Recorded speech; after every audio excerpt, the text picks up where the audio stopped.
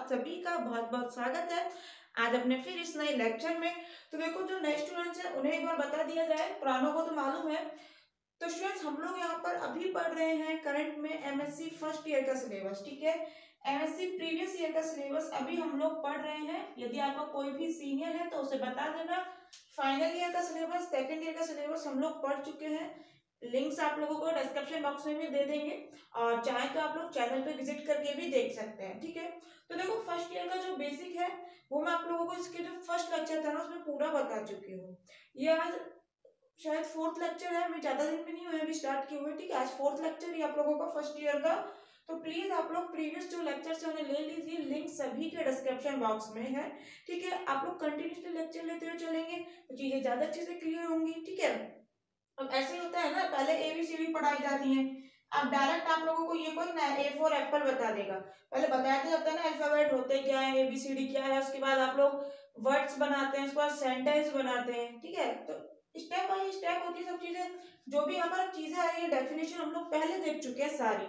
कोई ऐसी डेफिनेशन नहीं है जो हमने यहाँ पर नहीं देखी हो, जो भी आज आने वाली है। तो इसलिए मैं आप लोगों से बोलूंगी, प्लीज एक बार प्रीवियस का देख लीजिए, ठीक है।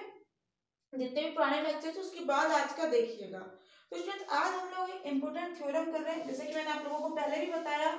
देखो, थ्योरम्स आप लोगों के, हमारा पेपर है अलजेब्रा, थ्योरम्स का पूरा पेपर है ना। आप लोगों को पता है क्वेश्चन नहीं आते, क्वेश्चन नहीं आते पूरे थ्योरम्स का पेपर है स्टूडेंट, तो कम से कम 300 थ्योरम मान के चलो पूरे पेपर में। तो अभी इतना टाइम तो हमारे पास नहीं है, फैब चल रहा है, आप लोगों के अप्रैल या फिर मई में एग्जाम होंगे, ठीक है। तो आप लोगों के पास ज्यादा से ज्यादा 3 महीने हैं, ठीक है। फैब, मार्च, अप्रैल, 3 महीने। अप्रैल में तो हो ही जाते हैं एग्जाम, या फिर मई में होंगे। तो स्टूडेंट्स, अब वो लेट लतीफ कुछ ज्यादा हो जाए तो कह नहीं सकते, क्योंकि मत्स्य यूनिवर्सिटी के पेपर थोड़ा सा लेट होते हैं, है ना। तो फिर कोई दिक्कत नहीं है, लेकिन फिर भी 3 महीने मान के चलो, उससे ज्यादा मुश्किल है आप लोगों को टाइम मिलना। तो स्टूडेंट्स, 300 थ्योरम 3 महीने में पॉसिबल नहीं है करनी, ठीक है। ना तो आप लोग पढ़ पाएंगे, ना ही मैं पढ़ा पाऊंगी। और मैं चाह रही हूँ यहाँ पर कि कम से कम हम 3 पेपर तो करें, 5 पेपर है टोटल, 3 पेपर तो सोच रही हूँ अप्रैल तक निपटा ले, कर ले अपन लोग, ठीक है। तो स्टूडेंट्स, इसलिए आप सारी थ्योरम नहीं करने वाले हैं, पहले क्लियर कर देती हूँ। जो भी इंपॉर्टेंट थ्योरम से एग्जाम में आ सकती है या फिर आई हुई है, ठीक है, एग्जाम में आ सकती है या फिर आई हुई है, उन थ्योरम्स को हम लोग ज्यादा देखेंगे। तो यूनिवर्सिटी में बता देती हूँ आप लोगों को कौन कौन से हम लोग लेके चल रहे हैं, ठीक है। क्योंकि आई हुई थ्योरम्स के हिसाब से बता देती हूँ आप लोगों को। राजस्थान यूनिवर्सिटी, राज ऋषि भर्तृ मत्स्य यूनिवर्सिटी, ठीक है, ये जयपुर में हो गई, ये अपने अलवर में हो गई, आप लोग गूगल करके देख लीजिएगा। और अपने पास ब्रज यूनिवर्सिटी, ठीक है, ब्रज यूनिवर्सिटी अपने भरतपुर में हो गई। और वर्धमान महावीर ओपन यूनिवर्सिटी कोटा, ठीक है। इन यूनिवर्सिटी के स्टूडेंट्स हम लोग अभी कवर करने की कोशिश कर रहे हैं सिलेबस। हम पहले इन 2 यूनिवर्सिटी पे ही चल रहे थे, बट कमेंट आए तो उनके अकॉर्डिंग हम लोग इन यूनिवर्सिटी का सिलेबस भी हम लोग कवर कर रहे हैं। आप किसी और यूनिवर्सिटी के विद्यार्थी है, स्टूडेंट है, तो मुझे बताइए, आप लोगों का सिलेबस भी देखेंगे, फिर उस अकॉर्डिंग भी चलेंगे, क्लियर। तो चलिए, आज की ये वाली रामायण तो यहीं पर पूरी होती है। अपन देखते हैं आज का थ्योरम। ये थ्योरम इंपॉर्टेंट है स्टूडेंट्स, बहुत सारी थ्योरम्स में डायरेक्ट यूज की जाती है, स्टेटमेंट डायरेक्ट यूज किए जाते हैं। तो देख लीजिए एक बार, एग्जाम में आ सकती है, हार्ड भी नहीं है ज्यादा। तो देखो क्या है अपने आज का, linear transformation on vector spaces chapter चल रहा है अभी अपना, इसकी थ्योरम्स हम लोग पढ़ रहे हैं। तो आज का थ्योरम है टी एक लीनियर ट्रांसफॉर्मेशन है वी से वी डैश में, ठीक है, BRLT लीनियर ट्रांसफॉर्मेशन। देन तब हमें ये 4 स्टेटमेंट दिए हैं, इन्हें सॉल्व करना है। बहुत इजी है, देख लो एक बार, याद करने का तरीका भी बता देते हैं। यदि टी मोनोमॉर्फिज्म है, मोनोमॉर्फिज्म, एपिमॉर्फिज्म, आइसोमॉर्फिज्म, ये आप पढ़ कर आए हो ना BSc में स्टूडेंट, देखो ये मैं मान के चल रही हूँ BSc वाली चीजें तो कम से कम आप पढ़ के आए हो, है ना। यदि टी एक मोनोमॉर्फिज्म है, तब इफ एंड ओनली इफ की कंडीशन है kernel of T is equal to 0। ये समझते हो, IFF का मतलब क्या है, वही जो आप लिखते हो ना, इफ एंड ओनली इफ, यदि और केवल यदि। हिंदी वाले स्टूडेंट्स, यदि और केवल यदि, जो अपन ऐसे लिखते थे ना, वही है ये IFF का मतलब, ठीक है। यानी कि टी अगर मोनोमॉर्फिज्म है तो कर्नल ऑफ टी 0 होगा, और कर्नल ऑफ टी 0 है तो भैया ऐसे भी चला जाएगा, टी मोनोमॉर्फिज्म भी होगा। ठीक है, बहुत इंपॉर्टेंट थ्योरम है, बहुत यूज करी जाती है।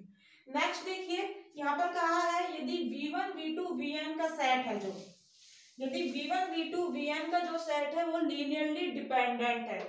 V1 V2 Vn कहां से आ रहे हैं? ऑब्वियसली कैपिटल V में से। तो V1 V2 Vn यदि लीनियरली डिपेंडेंट है तो इनका इमेज, यहाँ पर इफ एंड ओनली वाला कंडीशन नहीं है, इंप्लाई है, यानी कि अगर ऐसा है तो ऐसा होगा, ये वाला कंडीशन है यहाँ पर। ठीक है, और यहाँ पर क्या है, ये वाला, समझ गए? यहाँ से यहाँ भी इंप्लाई हो रहा है, यहाँ से यहाँ भी, और यहाँ पर केवल यहाँ से यहाँ है। तो भैया यदि ये एलडी है तो जो इनका इमेजेस का सेट आ रहा है ना अपना, ये TV1 TV2 TVn, ये कहाँ होंगे सब? बी डैश में। तो जो इमेजेस का सेट आ रहा है ये भी लीनियरली डिपेंडेंट होता है। याद करने का तरीका मैं भी बताती हूँ। यहाँ पर नेक्स्ट है अपने पास, यदि ये इमेज का सेट Li है तो जो ये वाला सेट है ये भी Li होगा। अब देखो यहाँ तो ठीक है, आप लोगों ने समझ लिया अभी, लेकिन स्टूडेंट्स मान लो, विश्वास करो मेरा, बाद में भूल जाते हैं हम लोग Li और Ld में, कि यहाँ पर Li था कि यहाँ पर Ld था। तो याद कैसे रखना है, बहुत अच्छी ट्रिक है, आप लोग याद रखिएगा। ऐसे समझिए ये आपके पेरेंट्स हैं, ठीक है, ये पेरेंट्स है, यदि पेरेंट्स लीनियरली डिपेंडेंट है तो अपन क्या, उनकी इमेज है तो इमेज भी लीनियरली डिपेंडेंट होगी।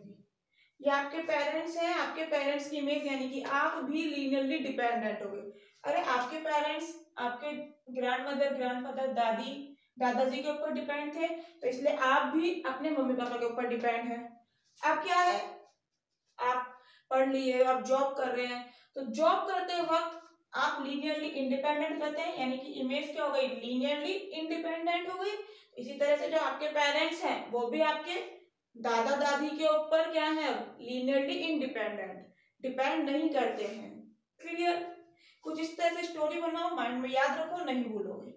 कोई और स्टोरी आ रही तो ऐसे याद रख लो, जैसा मन करे वैसे याद रखिए। क्लियर? चलिए, फोर्थ है, यदि V1 V2 Vn V को जनरेट करे तो जो इनका इमेज आएगा TV1 TV2 TVn, वो इमेज ऑफ T को जनरेट करेगा। ये यहाँ पर याद रखने वाली बात है। यहाँ पर V है तो यहाँ पर V डैश नहीं है, V डैश नहीं है, ये ध्यान रखना, यहाँ इमेज ऑफ T है। क्लियर?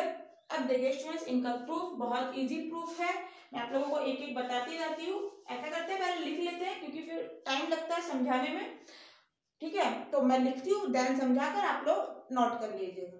तो देखो फर्स्ट का प्रूफ देखेंगे हम सबसे पहले मोनोमॉर्फिज्म वाला। देखिए हमने माना सबसे पहले टी एक मोनोमॉर्फिज्म है, तब हम प्रूफ करेंगे कर्नल ऑफ टी क्या है, 0। तो मान लिया टी बी से बी डैश में एक मोनोमॉर्फिज्म है। अब देखो मैंने आप लोगों को जैसे बताया कि आप लोग बीएससी में पढ़कर आए, कोई दिक्कत नहीं है, मुझे ऐसा लग रहा है कई बच्चों को याद नहीं होगा। एक बार आप लोग यहाँ पर देखिए, आप लोगों ने होमोमॉर्फिज्म पढ़ा होगा। होमोमॉर्फिज्म कुछ भी नहीं, एक मैपिंग होती है, ठीक है, फाई कोई भी एक मैपिंग है। किस तरह से होती है, 5x star y is equal to, यदि 5x dot y 5x dot 5y आ जाता है तो एक मैपिंग है जो फाई कहलाती है होमोमॉर्फिज्म। ठीक है, उसके बाद अपन पढ़ते हैं मोनोमॉर्फिज्म, मोनो। ठीक है, उसके बाद अपन पढ़ते हैं मोनो, उसके बाद हम लोग पढ़ते हैं मोनोमॉर्फिज्म, उसके बाद हम लोग पढ़ते हैं एपीमॉर्फिज्म, एंडोमॉर्फिज्म, आइसोमॉर्फिज्म। ये आप लोगों ने सब पढ़ा होगा। ठीक है, लेकिन आज अपन लोग सिर्फ मोनोमॉर्फिज्म की बात कर रहे हैं। तो मोनोमॉर्फिज्म का मतलब क्या हो जाता है, सीधा सा 1 1 ऑन टू फंक्शन, तो आप लोग पढ़ते रहे 12th क्लास से, 1 1 प्लस होमोमॉर्फिज्म। होमोमॉर्फिज्म मतलब ये कंडीशन, सीधा सा होता है होमोमॉर्फिज्म का मतलब ये कंडीशन। ठीक है, होमोमॉर्फिज्म नीचे लिख देते हैं, पूरी मीनिंग आ नहीं रही अपनी, है ना। तो देखो मोनोमॉर्फिज्म मतलब समझते हो 1 1 प्लस होमोमॉर्फिज्म। जब फाई क्या है, ये फाई एक सिर्फ मैपिंग है, फाई को जब तुम एक मैपिंग लेके चल रहे हो, सिर्फ मोनोमॉर्फिज्म प्रूफ करने का तरीका होता है ये। लेकिन जब यदि ये फाई एक लीनियर ट्रांसफॉर्मेशन है, ध्यान रखना स्टूडेंट्स मेरी बात, यदि फाई जैसे कि अपना यहाँ पर क्या है, फाई की जगह आज टी, यदि एक लीनियर ट्रांसफॉर्मेशन है तो सिर्फ हम ये वाली कंडीशन सॉल्व करते हैं। इसका मतलब आज हमें दिया है टी एक मोनोमॉर्फिज्म है और टी क्या है, एक लीनियर ट्रांसफॉर्मेशन है। तो बस मोनोमॉर्फिज्म का यहाँ पर हमें मतलब समझना है, वन वन से, होमोमॉर्फिज्म से नहीं। क्लियर हुआ लीनियर ट्रांसफॉर्मेशन के लिए? तो मैं यही कहा यहाँ पर मोनोमॉर्फिज्म है, इसका मतलब टी क्या होगा, वन वन। स्टूडेंट्स बहुत इजीली मैंने आप लोगों को समझाया। अभी भी कोई दिक्कत है तो प्लीज एक बार कमेंट बॉक्स में बताइएगा। कंफ्यूजन यहाँ क्लियर हो जाना चाहिए, दोनों चीज का मैंने कर दिया आप लोगों को। ठीक है, तो भैया मोनोमॉर्फिज्म का मतलब वन वन। अच्छा जी, टी वन वन है तो मैंने क्या माना, कोई भी वेक्टर लिया u कैपिटल V में, ध्यान से सुनना, u कहाँ है यहाँ पर, ये u लिया है ना मैंने, ये कैपिटल V में है। ठीक है, u मैंने कोई भी वेक्टर लिया जो कि जीरो का इक्वल नहीं है, नॉन जीरो वेक्टर है। ठीक है जी, तो फिर मैंने क्या करा, दोनों तरफ t अप्लाई कर दिया तो tu हो गया और यहाँ पर t जीरो हो गया, नॉट इक्वल टू चल ही रहा है एज इट इज। अब जब मैंने आप लोगों को प्रॉपर्टीज पढ़ाई थी लीनियर ट्रांसफॉर्मेशन की, तो मैंने बताया था टी जीरो की वैल्यू जीरो होती है। अच्छा जी, तो टी जीरो की वैल्यू जीरो हो गई और ये जीरो बिलोंग क्या करता है, वी डैश में।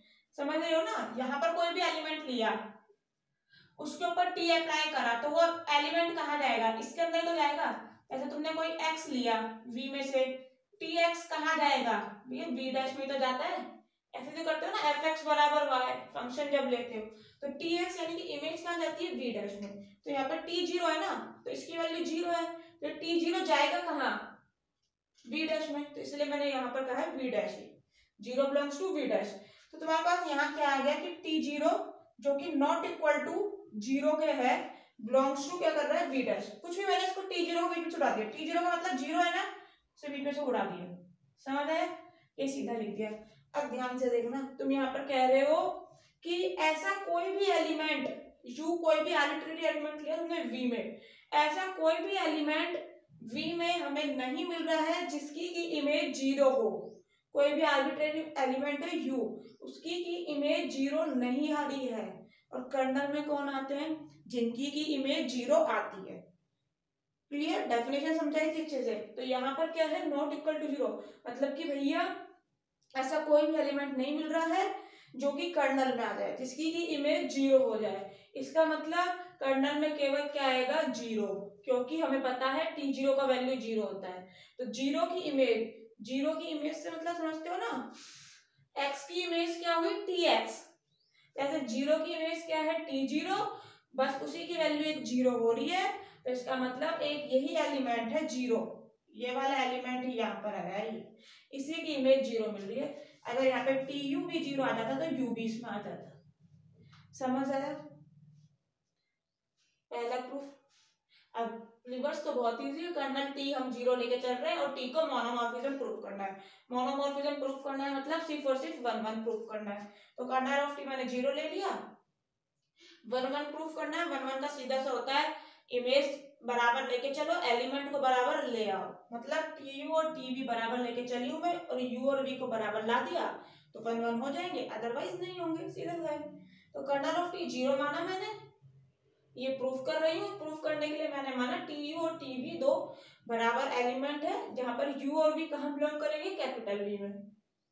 इसके बाद टीवी को भी इस साइड उठाना है तो ये दोनों माइनस के हो गए इधर।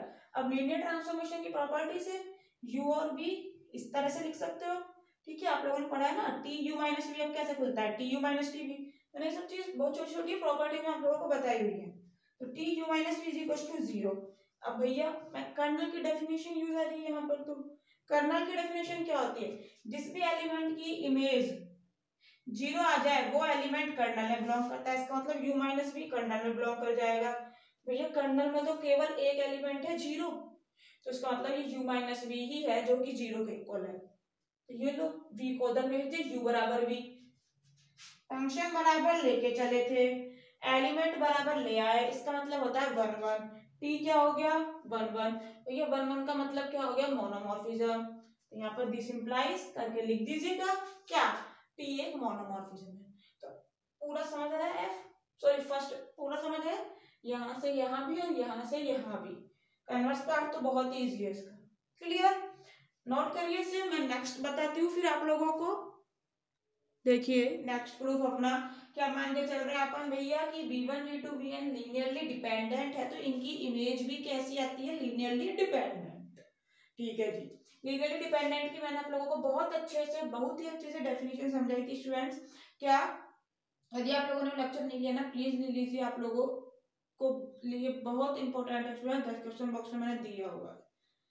तो देखो लीनियरली डिपेंडेंट का मतलब होता है कुछ ना कुछ ऐसे स्केलर मिलेंगे जिनमें कि एक स्केलर ऐसा होगा जो कि जीरो के बराबर नहीं होगा। ठीक है, तो देखो मैंने यहाँ पर माना v1 v2 vn ld है, इसका मतलब देन देयर एग्जिस्ट कुछ स्केलर मिलेंगे अल्फा 1 अल्फा 2 अल्फा n, कहाँ, फील्ड f में। ये समझ रहे हो ना, ये जो v और v डैश है ये कहाँ डिफाइन होते हैं, क्या क्या मतलब है इनका, v का मतलब क्या है, एक वेक्टर स्पेस है ना v, क्या मतलब है इसका वी एफ, इसी तरह से वी डैश एफ, ये अंडरस्टूड स्टूडेंट्स ये चीज है। ठीक है, तो ये कोई ना कोई स्केलर है, मैंने बताया था स्केलर फील्ड में होते हैं, वेक्टर्स वी में होते हैं, तो ये तो वेक्टर्स हो गए अपने, ये हो गए स्केलर। ठीक है, कुछ ना कुछ एफ में ऐसे मिलेंगे कि नॉट ऑल जीरो, सभी की सभी जीरो नहीं है, हो सकता एक ना एक कोई ऐसा होगा जो कि नॉट इक्वल टू जीरो। अब कोई सा भी हो सकता है इनमें से, हो सकता है अल्फा 1 ऐसा है जो कि नॉट इक्वल टू जीरो है, और अल्फा 2 से लेकर अल्फा n तक सारे के सारे जीरो हो सकता है ऐसा, इसका मतलब मैंने आप लोगों को समझाया। ठीक है, देखिए तो भैया ठीक है, डेफिनेशन हो गई, इसका मतलब क्या हुआ, किस तरह से मिलते हैं ये, इनको आपस में मल्टीप्लाई करें, alpha 1 v1 alpha 2 v2 alpha n vn is equal to क्या होगा, जीरो। लेकिन यहाँ पर अल्फा 1 अल्फा 2 अल्फा n में से सभी की सभी जीरो नहीं है, ये चीज ध्यान रखना, बार बार रिपीट कर रही हूँ। दोनों तरफ मैंने टी अप्लाई कर दिया, ठीक है, लीनियर ट्रांसफॉर्मेशन ऑपरेट करा दोनों तरफ, तो दोनों पे टी अप्लाई हो गया, टी जीरो की वैल्यू हमें पता है जीरो होती है, यहाँ पर लीनियर ट्रांसफॉर्मेशन है टी, तो डेफिनेशन अप्लाई करिए तो कुछ भी नहीं, स्केलर बाहर आ जाते हैं, और टी कहाँ अप्लाई हो जाता है, वेक्टर्स पे, अल्फा 1 बाहर आ गया टी v1, इसी तरह से अल्फा n बाहर आ जाएगा अपने पास टी vn। ठीक है, इसी तरह से सारे चल रहे हैं, alpha 2 T v2 alpha 3 T v3। ठीक है जी, तो यहाँ पर स्टूडेंट्स क्या प्रूफ करना था मुझे, हो गया, इसे ही तो प्रूफ करना था एलडी, और एलडी की डेफिनेशन क्या अभी अभी बताई कि कुछ स्केलर मिले जो कि नॉट ऑल जीरो हो और आपस में मल्टीप्लाई करें तो जीरो आ जाए, तो यहाँ पर यही नहीं बन रहा, ध्यान से देखिए आप लोग, ध्यान से देखिए स्टूडेंट्स, ये वेक्टर है T v1 T v2 T vn, इनके लिए मुझे कुछ स्केलर मिले अल्फा 1 अल्फा 2 अल्फा n जो कि सारे के सारे जीरो नहीं है, तो यहाँ प्रूफ हो तो गया, और ये इक्वल टू जीरो आ रहा है कि जो ये सेट है इमेजेस का ये क्या है, एलडी है, ये तो डेफिनेशन थी, समझ आया, नोट करो, बहुत इजी है, कुछ भी नहीं है। ठीक है, उम्मीद है आप लोगों ने नोट कर लिया है।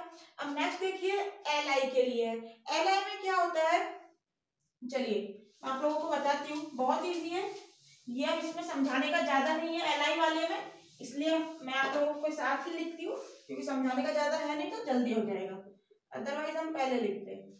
तो देखिए एल आई प्रूफ करना है हमें, तो मैंने माना कुछ स्केलर इस तरह से है, alpha 1 alpha 2 alpha n belongs to F E, field में है, इस तरह से है, सच दैट, किस तरह से भैया, कि alpha 1 v1 plus alpha 2 v2 plus dash dash alpha n vn is equal to आ रहा है जीरो। ठीक है, यहाँ पर अपने पास जो वेक्टर है जो v1 v2 vn है, ये कहां से लिए हैं मैंने, कैपिटल V से, हियर v1 v2 vn सारे के सारे कहाँ है, कैपिटल V से हैं।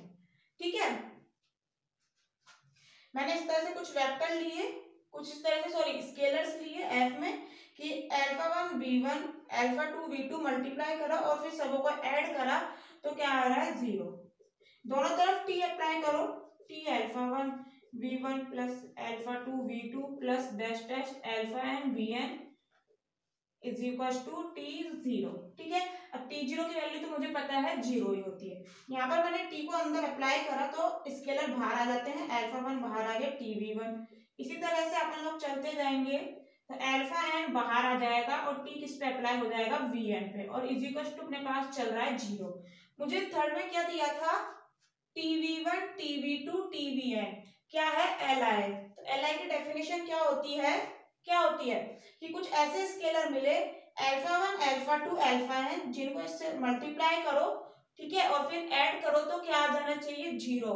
उसका मतलब होता है जहां पर this implies अल्फा1 alpha alpha N जितने भी तुमने स्केलर लिए सारे के सारे क्या है, 0। एलडी में नॉट ऑल 0 और एलआई में सारे के सारे 0। तो भैया यहाँ पर यही नहीं मिल गया क्या, कुछ ऐसे स्केलर नहीं मिल गए अल्फा1 अल्फा2 अल्फा एन, जिनको कि मैंने इनसे मल्टीप्लाई करा टीवी1 टीवीएन से, तो इज इक्वल टू क्या आ रहा है, 0। और ये मुझे दिया एल आई, तो इसका मतलब क्या है, डेफिनेशन से एल आई की, कि जो यहाँ पर ये अल्फा1 अल्फा2 अल्फा एन जो तुमने लिए है ना एफ में, वो सारे के सारे क्या है, 0। ठीक है, अच्छा जी आगे चलो, बहुत इजी है स्टूडेंट, समझने की कोशिश करो। हमें प्रूफ क्या करना था, यहाँ पर ये सेट एल आई है, ये सेट एल आई है, मतलब कुछ ना कुछ ऐसे स्केलर मिले जिन्हें मैं इनसे मल्टीप्लाई करूं, यानी कि alpha v1 plus alpha v2 plus dash dash alpha N V N करूं, इक्वल टू 0 आ रहा है। तो इसका मतलब क्या हो कि अल्फा1 अल्फा2 सारे के सारे डैश डैश अल्फा एन क्या हो, सारे के सारे 0। ये कंडीशन मुझे मिल जाए, तो ये कंडीशन मुझे नहीं मिल रही, ये सारे के सारे इज इक्वल टू 0, और यहाँ पर मैंने प्रूफ कर दिया कि जो अल्फा1 अल्फा2 है alpha N is equal to 0। समझ आया, बहुत इजी है स्टूडेंट्स, कुछ भी नहीं है इसमें, अपन को एक कंडीशन मिलनी चाहिए ना, मिल तो गई कि alpha alpha alpha N is equal to 0 है, तो दिस इंप्लाइज, अपने पास एक कंडीशन निकाल तो दी कि यहाँ पर हमने बस यही प्रूफ करना था कि ये जो स्केलर है ये 0 के इक्वल है, वो मैंने इसकी हेल्प से प्रूफ कर दिया यहाँ पर कि जो स्केलर है 0 है, क्योंकि ये एल आई एक सेट है। समझ आया, तो आप लोग कुछ भी नहीं इसको लिखो, इससे कंफ्यूज मत हो ना कि ऐसा क्या बना दिए पेपर में, ऐसे कोई ना बनाएंगे, मुझे पता है अभी आप लोग बड़बड़ा रहे होगे, है ना, कोई बात नहीं, हम भी ऐसे ही बड़बड़ाते थे, हमारे टीचर पढ़ाते। तो आप लोग ऐसा लिखना, फिर नीचे लिख देना ये, क्योंकि टीवी1 टीवीएन ये क्या एल आई सेट है, इसका मतलब सारे के सारे स्केलर 0 है, यही चीज लिखना। सो सीधा सो हैंस जो भी लिखना है, हैंस जो ये v1 v2 vn है ये भी एल आई सेट होगा, डायरेक्ट लिखो। ये मैं आपको लोगों को इतनी रामायण समझा रही हूँ, ये वाली, ये एग्जामिनर को पता है, कॉपी चेक करने वाले को पता है, आप लोगों ने इतना सब नहीं लिखना है, आप लोग बस यहाँ पे सीधा इसका मतलब ये और फिर ये एल आई, ये पूरी रामायण इतनी नहीं लिखनी, ठीक, समझ आया। चलिए, उम्मीद है आप लोग नोट कर चुके हैं, बहुत फास्ट करते हैं। लास्ट स्टूडेंट्स देख लीजिए भी जो भी है, इसमें थोड़ा सा समझाने का तो मैं लिख देती हूँ फिर समझाती हूँ, तो टाइम लगेगा, इसी में टाइम लग गया है ना लिखते वक्त समझाने में, क्योंकि फिर भी ये तो आप लोगों को आता था लेकिन देखो फिर भी टाइम लगा, तो इसलिए मैं टाइम सेव करना चाहती हूँ, तो मैं आप लोगों को पहले ही लिखती हूँ फिर समझाती हूँ, ठीक है, आप लोग इसे इतना नोट कर लीजिए, देन आगे का अपन पढ़ते हैं। देखिए नेक्स्ट अपना और लास्ट, क्या अपन ने यहाँ पर मान के चलना है पहले, इसमें तो एक ही है इम्प्लाइज, ठीक है, रिवर्स का कन्वर्स वाला तो कुछ है नहीं चक्कर। यदि यहाँ पर कह रहा है v1 v2 vn v को जनरेट करते हैं, तो इनकी जो इमेज है भैया tv1 tv2 tvn image of t को जनरेट करेगी, ठीक है। तो जनरेट का मतलब समझते हो, सिंपल सा है कि v का कोई भी एलिमेंट उठाइए, यदि उसे आप इनके लीनियर कॉम्बिनेशन में लिख सकते हैं, तो मतलब कि जो ये सेट है जिनके लीनियर कॉम्बिनेशन में लिख रहे हो वो उसे जनरेट कर रहा है, ठीक है।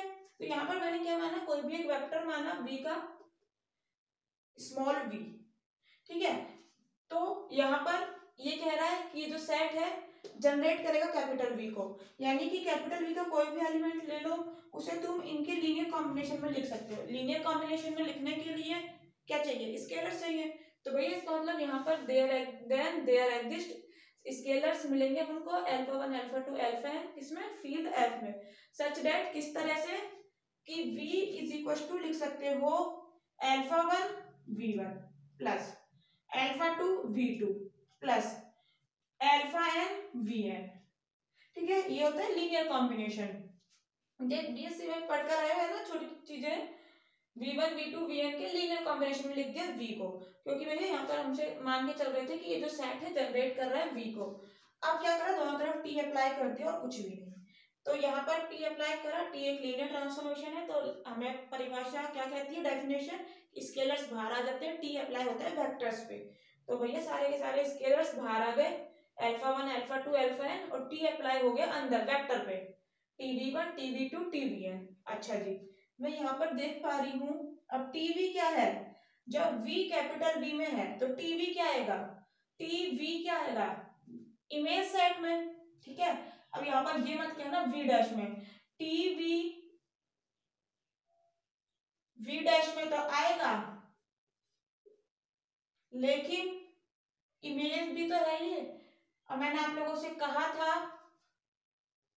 कि इमेज ऑफ टी सब स्पेस होती है V डैश की, मैंने आप लोगों को इसका प्रूफ भी बताया था। सब स्पेस होता है V डैश का, मतलब सबसेट होता है V डैश का, मतलब कभी भी ये दोनों इक्वल हो सकते हैं क्या, हो सकते हैं। कब, अब आप लोग वहां चले जाइए 1 1 on 2 वाली, जो मैं आप लोगों को पहले पढ़ा चुकी हूँ, ठीक है। आप लोगों ने पढ़ा होगा जब भी कोई फंक्शन ऑन टू होता है, तब आप लोगों के पास जो इमेज है और जो इस तरफ है सेट आप लोगों के पास कोडोमेन, ठीक है, जब वो बराबर होते हैं, पढ़ा है ना रेंज और कोडोमेन। स्टूडेंट्स वो सब चीज छोड़ो, अब आप लोग रियल एनालिसिस में नहीं जाने वाले अपन, बस मैं आप लोगों से ये समझाना चाह रही हूँ, यहाँ पर टीवी बी डैश में होगा, इससे कंफ्यूज मत होना। मैंने आप लोगों को कहा हुआ है कि इमेज ऑफ टी सबसेट होता है बी डैश का, यानी कि इमेज ऑफ टी में जो एलिमेंट आ रहे हैं ना वो वी डैश से ही आते हैं, यानी कि टीवी यदि इमेज ऑफ टी में आ रहा है तो भैया वी डैश में तो ऑब्वियसली आ रहा है, ठीक है। आप लोग बस इतना समझे यहाँ पर। तो मैं यहाँ पर कुछ देख पा रही हूँ, टीवी कहाँ आएगा, इमेज ऑफ टी में, इमेज ऑफ टी में टीवी को तुम लिख पा रहे हो टीवी1 टीवी2 टीवीएन के लीनियर कॉम्बिनेशन में, तो इसका मतलब क्या होगा, वही कि जो ये सेट है टीवी1 टीवी2 टीवीएन वाला, इमेज ऑफ टी को जनरेट करेगा। यहाँ पर तुमने यही तो कहा था ना, यदि ये V में है, कैपिटल V में, तो V1 V2 Vn V को जनरेट कर रहा है, मतलब अब यहाँ पर मैंने ये चीज नहीं ला दी क्या, देख लो यही चीज लिखी मैंने, so that TV for each V belongs to capital V के लिए is a linear combination of TV TV TV N. तो इसका मतलब क्या होगा, जो ये टीवी1 टीवी2 टीवीएन है अपने इसको जनरेट करेंगे इमेज ऑफ टी को। बहुत इजी है स्टूडेंट्स, मैं आप लोगों से कह रही हूँ, इस चैप्टर की थ्योरम्स बहुत इजी है, एग्जाम में पूछी जाती है, फिर भी नहीं कर पाते इतनी इजी थ्योरम्स, क्योंकि प्रैक्टिस नहीं करते। यहाँ आप लोगों को समझ आ गया होगा, पर प्रैक्टिस करिए तभी एग्जाम में लिख पाएंगे, अन्यथा नहीं, ठीक है, अदरवाइज फिर भूल जाते हैं, चीजें नहीं हो पाती है। तो बहुत बहुत शुक्रिया, यदि आप लोगों को लेक्चर अच्छा लगा तो एक लाइक कर देना, अन्यथा डिसलाइक कर दीजिएगा, ठीक है। तो फिर हम लोग मिलते हैं नेक्स्ट लेक्चर में, बहुत ही इंपॉर्टेंट थ्योरम करेंगे, राजस्थान यूनिवर्सिटी में पूछी गई थी 2018 में, ठीक है। तो देखिए स्टूडेंट्स, नोट कर लीजिए, नेक्स्ट लेक्चर में हम लोग मिलने वाले हैं थ्योरम्स के साथ, तब तक के लिए आप इनकी प्रैक्टिस कीजिए।